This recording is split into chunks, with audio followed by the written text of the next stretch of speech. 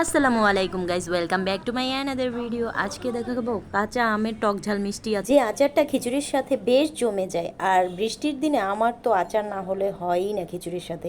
চলুন তবে দেখে নেওয়া যাক অল্প উপকরণে রোদে দেওয়ার ঝামেলা ছাড়া কিভাবে তৈরি করেছি এই আচারটা। আর সেই জন্য আমি এখানে 1 কেজি আম ধুয়ে মুছে সুন্দর করে শুকনো শুকনো করে রেখেছি, তারপরে এটাকে এইভাবে টুকরো টুকরো করে নিয়েছি দেখুন। আর যদি আপনাদের বাসায় রোদ থাকে তো এই পর্যায়ে একটু হলুদ লবণ মিশিয়ে রোদ্রে দিতে পারেন 1-2 ঘন্টার জন্য। তো আমার বাসায় নেই। তো এখন আমি যে মশলাটা দিব সেজন্য এখানে 1 টেবিল চামচ ধনিয়া এবং 4টা শুকনো মরিচ নিয়েছি। আর এখানে 5 ফোড়ন দিয়েছি 1 টেবিল চামচ। আমার আগে থেকে ভাজা ছিল, আপনি এটার সাথে ভাজলেও পারেন।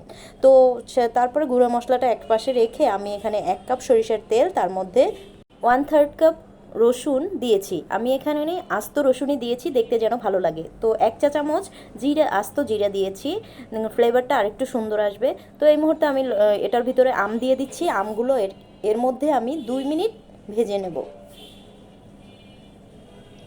তারপরে দেখুন 2 মিনিট ভাজার পর এর মধ্যে আমি দিয়ে দিচ্ছি হলুদের গুঁড়া 1 চা চামচ, আর লবণ দিচ্ছি 1 টেবিল চামচ। আপনার আম টক অনুযায়ী আপনি একটু বুঝে শুনে দিবেন।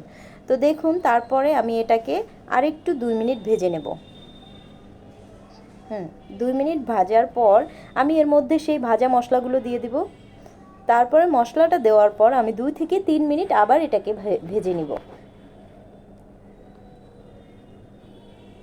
চুলার জালটা মিডিয়াম টু হাই আছে, খেয়াল রাখবেন নিচে যেন পুড়ে না যায়। তো তারপরে আমি এখানে 1/2 কাপ চিনি দিয়ে দিচ্ছি। সিরকা দিয়ে দিব, সাদা সিরকা 3 টেবিল চামচ। দেওয়ার পর এটাকে আমি কয়েক মিনিট এই চিনিটার ভিতরে সিদ্ধ করে নিব। সিদ্ধ করার পর আপনি নিজে থেকেই বুঝবেন যখন কালারটা একটু চেঞ্জ হয়ে আসবে, মাখো মাখো একটা ভাব হবে। আচারটা আমার সম্পূর্ণই রেডি। তো নামানোর একটু আগ দিয়ে আমি 3-4টা এর মধ্যে বোম্বাই মরিচ দিয়েছি, আপনি কাঁচামরিচ চাইলেও দিতে পারেন। বোম্বাই মরিচটা দেওয়ার কারণে এটার ফ্লেভারটা দারুণ আসবে দেখুন।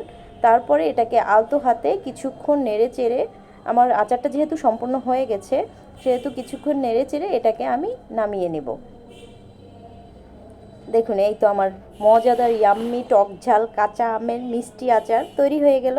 আর খিচুড়ির সাথে জাস্ট ওয়াও! আপনারা অবশ্যই বাসায় ট্রাই করবেন। আর আমাকে ফলো করবেন, সাবস্ক্রাইব করবেন, আমার জন্য দোয়া করবেন। আল্লাহ হাফেজ।